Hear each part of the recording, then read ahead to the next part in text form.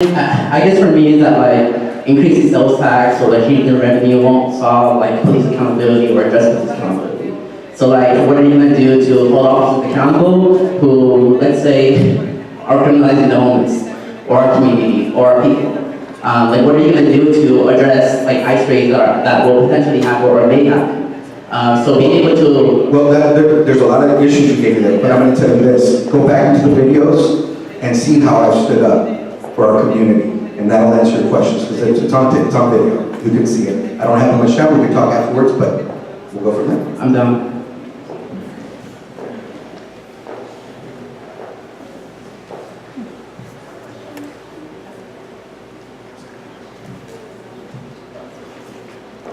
Hello, my name is Karen Rodriguez. I'm a resident of Ghana in Ward 5.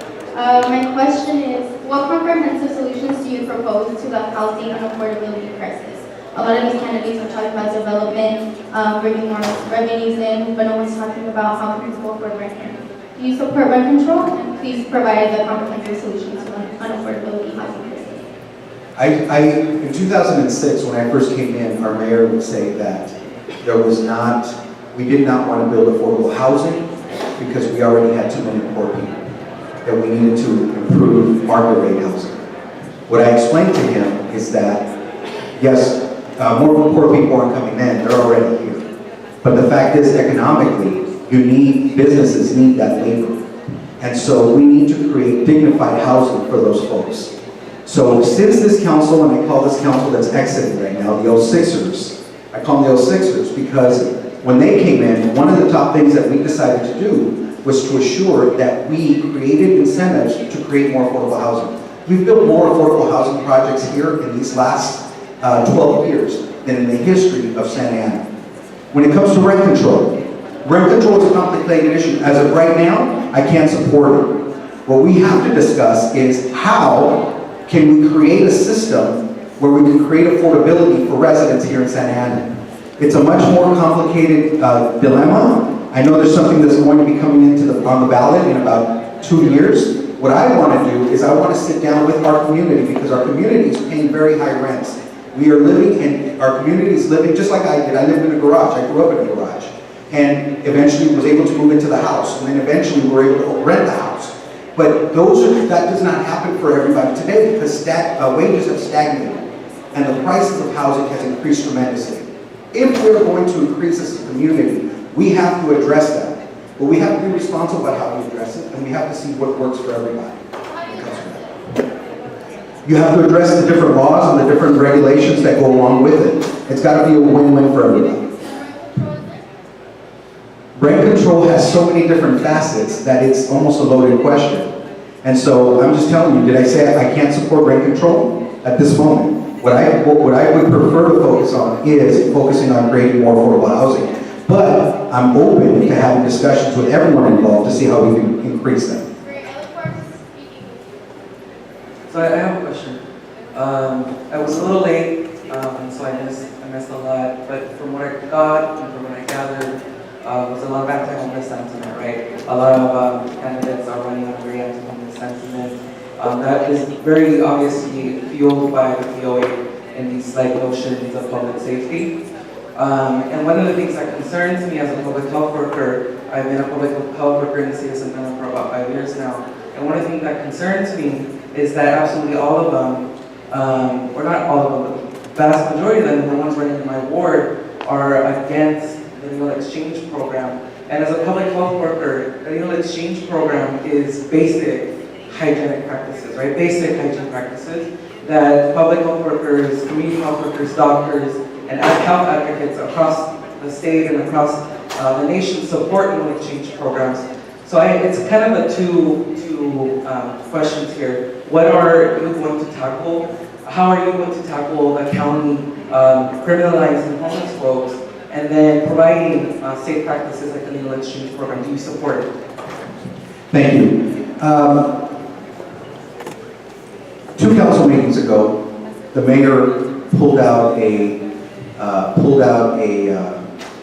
page out of President Donald Trump's playbook, and he threw out some red meat out there. He said, "I think we should tell our police officers to go harass the homeless people Because if you harass them, then they're gonna go to other cities, and then maybe they won't come to ours. What I said at the next council meeting, if you talk to Judge Carter, if you harass homeless people without having a place for them to go, if you harass homeless people in general, he's gonna say, you cannot enforce your laws in Santa Ana. Now, your hands are really tied. That's irresponsibility.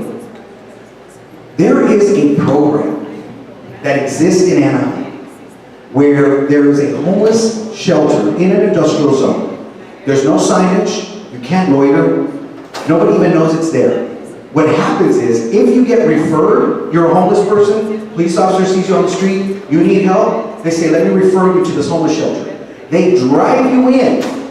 Someone's there at the gate. They open up the gate, they check to make sure that you're being referred in, they drive in, they process you there, they give you the services you need. If you need to go to a doctor, they put you in a white van, and they go drive you to the doctor, you get checked, you get back in, you drive in. It's all about transitional housing. We can do it. We can do it without affecting our quality of life. I beg of you, give us a chance to do that, because in Anaheim it's working. I went and checked it out myself.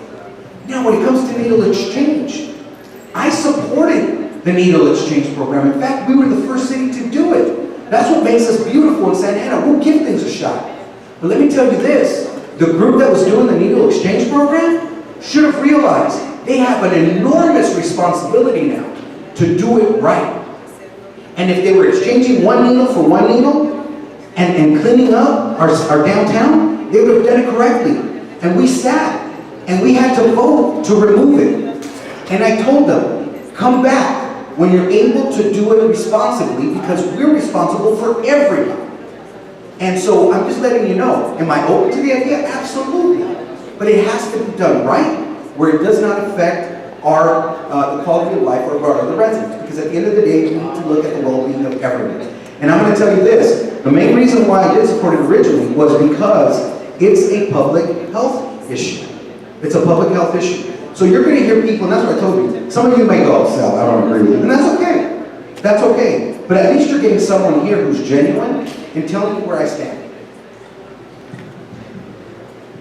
Hi, Tai Fan, Ward 4. I grew up in Ward 6 and Ward 3. My question is regarding gentrification. So the young lady over there who talked about affordable housing, right? We need a lot of housing in Santa Ana. We need to build up, not out. We don't have a place to move out. But how do you bring in more density? Because I've been to planning commission meetings whereby the homeowners in certain neighborhoods says, we don't want that building because it increases traffic. Well, guess what? Traffic is coming to Santa Ana. It's already here. What are we going to do to alleviate traffic, and what are you going to do to make sure that we bring in housing, even market rate housing? We don't even have market rate housing in the city without displacing people who are already living in these older buildings. Thank you for that question. Last night at our council meeting, I kind of gave a breakdown to the amount of people per housing in other surrounding cities compared to Santa Ana. We don't just have a housing shortage in our city, we have a severe housing shortage in our city. When you build a project, that project brings in money to the school district, because there's a tax formula that goes to the school district, not a tax formula, there's a formula that the developer has to pay to the school district, that's about a $2 million increase. The city gets about 2.3 million to 2.5 million per housing structures that get put up. The key for us is we always have to make sure that we're being honest on the environmental impact reports, that we're being honest when it comes to traffic, that residents and developers are sitting down and trying to iron out issues, and it could be that they may not be able to. But what I'm saying is that we have to be open to opening up those doors to build. Now, it kind of goes back to your question as well. I voted about 2 months ago. There was a company that said we can build up to 1,000 units of affordable housing. You don't have to give us the money now, but if you put these developer fees into this account, we will start to build with the belief that in the next 30 years, we're going to recoup that money. So I supported that because we need both market rate and we need affordable housing units, and we cannot wait. And so I just ask that if you support me, that you also support other candidates who are going to want to work in that same mindset as well.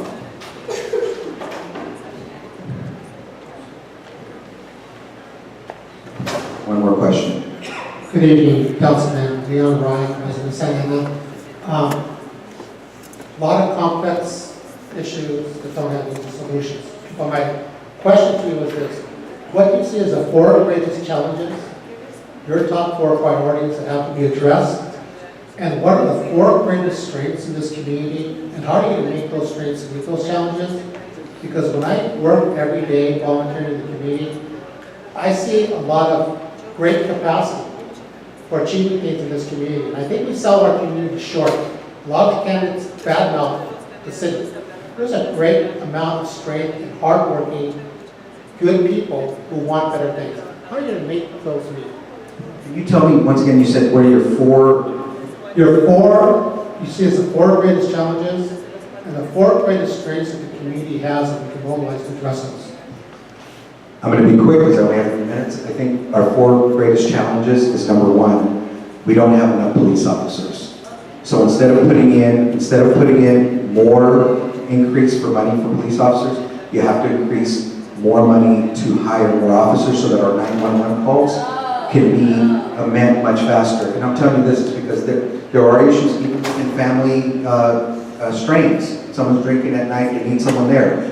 We need that. At the same time, the other issue that we have is that there's no collaboration with after-school programs within the city and the school district because the current leadership has not really teamed up to increase the resources that we have to do that. Number 3, we have to do something about our homeless issue. We have to do something about our homeless issue. And number 4 is we need to start demanding a better product when it comes to our parks. Why do women's bathrooms not have doors? Why don't we have paper in our stalls? Why do we hire someone to be there during the day on a school day when nobody's there during the day on a school day, but leave it unattended at night when everybody uses it? Those are the 4 things that I think we need to do. Our strengths are this. My goodness, we have a market. We have a market. When I go to New Orleans, I like to get a little po' boy sandwich. Right? When I go to Boston, I like to get that Boston roll. We have our taco trucks, our restaurants here, our downtown, that people are starting to come to Santa Ana. For years, people would never say I was going to Santa Ana, until now. We have something that we can build on. I have asked, let's go ahead and put Green Stripe where the lunch trucks are, so that they're willing to pay $10,000 for that Green Stripe. We're talking about economic development. What I just did is I put in a bid, and I worked with the school district, the city, the college, and the Chamber of Commerce to bring the college national tournament to Santa Ana. It's the first time it's ever been to California. We got the bid. It's going to bring in over 1,000 college students into our city. It's going to bring in over $1 million in revenue. They're going to be here for a whole week. And here's what happens. When you have college students visit California for a competition, they get familiar with what they know. They go back to their homes, graduate from college, and then when they take their vacation to come back, they're going to go right back to what they're familiar with and go to the restaurants that they enjoyed at one time. We also need to promote our diversity here. What I love about Santa Ana, you want to live in an old vintage home? Go to North 17th. You want to live in a high-rise? Go to MacArthur in Maine. You want to live in a brand new home-gated community? Go. There's different areas that you can go to. You want to fix her up, you can go do that. We have a lot of things that we have to market. I do not like it. Pains me to sit in the back knowing that our school district is graduating 93% of its seniors, and no one is saying that there's great things happening in our city. Do we have challenges? Absolutely. But we have great things and to talk about it. And if we don't talk about those things, your property values don't increase. Strong educational programs, strong parks, public safety, done correctly, and at the same time, making sure that we have money to be able to service our community. Councilman Cuccinero, can we have one more question? This man had his hand up a long time, and am I prepared? I'm going to leave it up to you all. This is yours. I'm just a visitor. Can I get a question there? Because I've been waiting to. Is that a mask? May I speak? Go ahead. The affordable housing, that's project in 2525 North Main qualified. That's 496 apartments, 1,100 parking stalls. Does it qualify for affordable housing in your mind? It could be used for affordable housing as well. And that's a project that I want to sit down with your residents. I've already talked to both people separately. I want to talk with everybody together so that we can see what the real issues are, what the EIR is saying, the impact that it's going to have. But I think that we should always look at all options when it comes to any Well, project. affordable housing, 2525 Main, one bedroom is $1,800, up to 26 or 28. Right, that's not affordable housing. Yeah, that's market rate. That's what? That's market rate. So Affordable housing is a little different. I don't believe 2525 is slated to be affordable housing. But the builder says that we're going to provide affordable housing for Senator Hanna if it approves the project. I've not spoken to him about that particular issue, so I couldn't answer that. But I'll be able to answer it soon. Let's see, Thomas, you have one, and a roll over the next. I just had a quick question. You said you support Measure X, the $1 billion sales tax increase. You probably support Measure I, the school district $500 million bond. I'm sure you support the gas taxes, hundreds of millions, billions of dollars. How do you justify that? You just said that we are a poor community, we're a working class community. We put on pants, we go to work every day, every one of us here. How do you justify taking the $1,000 plus out of every working family's pocket every single year for those taxes?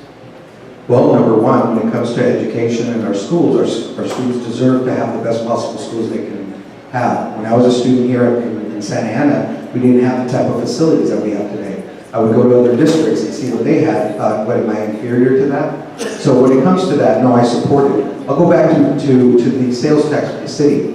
It's not a matter of, do I want to support it? It's a matter of, I believe we need it. Otherwise, we are going to be in a very, very serious financial issue. So it's never something that I look forward to. Now, when it comes to our tax here in the city, that tax does not include groceries and so forth, so that's something that we took into account. Our car dealership, which brings in a majority of our revenue, what we found was that you pay the tax of the city you live in. And so if you're in Santa Ana and you buy in Santa Ana, we'll give you a rebate for that. So that's my part. Last question. I'm back here. Thank you, Councilmember. One, I think that a lot of the conversation that happened today. We have one over here.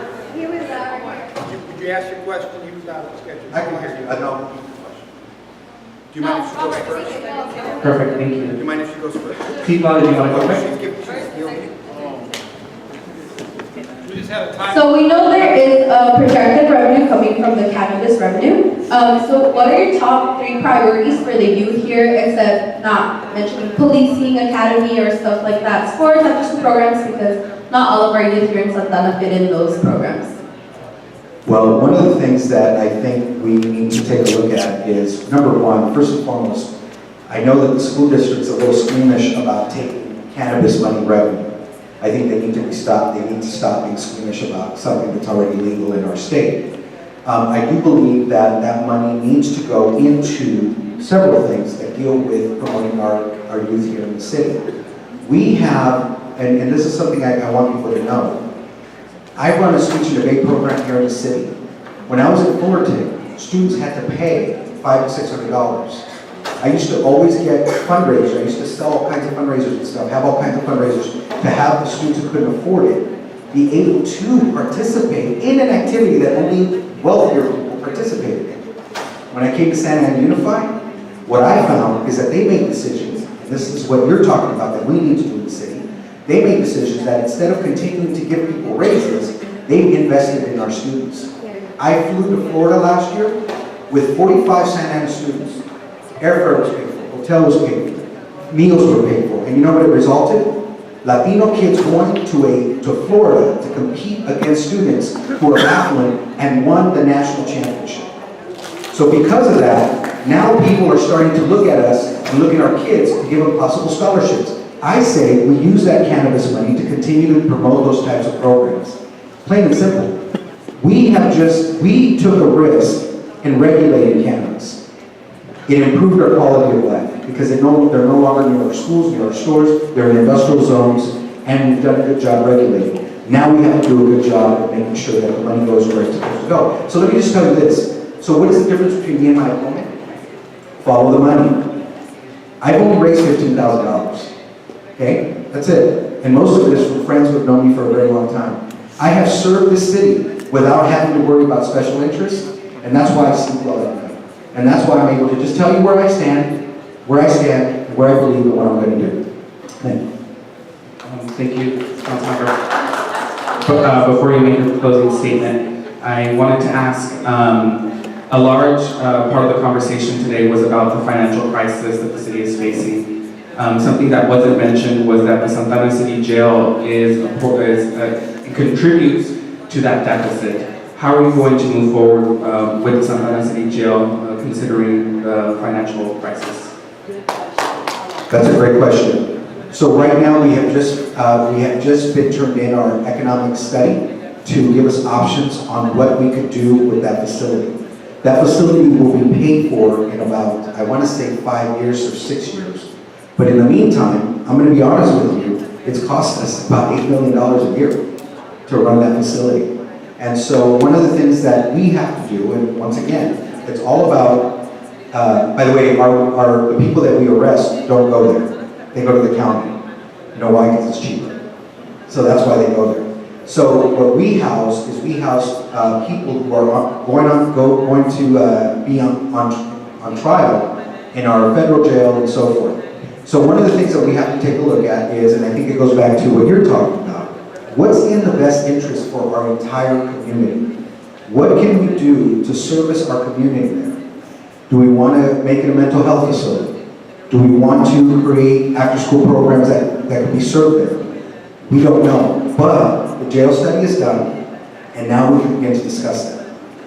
By the way, if you would have asked me that question 2 years ago, I couldn't have given you an answer. I could have given you a fake answer, because we really don't know until you have a study and you start to see the economic feasibility of what you can do with it. So at this point, we have it. Let's move forward and find what's best for the community and make a decision. But in order for that to happen, the right candidates have to be elected.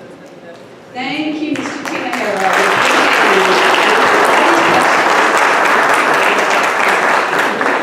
Closing statement, actually, opening and closing. Hurry up. Okay, 1 minute. Ladies and gentlemen, I showed up before you. I took on difficult questions. The mayor does not want to stand on the same stage with me because he knows he'll get crushed. Since he's been here, how has your life improved? We lost our fire department. Under his leadership, we were going bankrupt. We also have not increased the amount of officers on the street since 1971, and our numbers were almost 80,000 people. We had fewer people, about 80,000 fewer residents back then. So ask yourself that question. In this next election, I'm going to get hit like a little piano. And why? Because they have money to do it. And they know that I can win. If I win, I guarantee you this, I'll look at all evidence and I will make the right decision. I'm not going to sell out. I've served you for 18 years. I've never been investigated. I've never been fined. And I have not broken the law. Unlike our mayor, who has been investigated multiple times and fined 4 times by the FPPC. So at the end of the day, you may not agree with everything I have to say, but at least you can say this. That at least I'm not just giving you gibberish and political answers.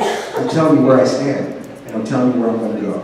This new council that comes in, I will work with, and I will share with them the history, and I will tell them how we can go forward. For the 2 years that I was in a supermajority, we increased our bank rating to a AA rating, $50 million in reserves, and everyone got raises, and the other half went to you. Thank you.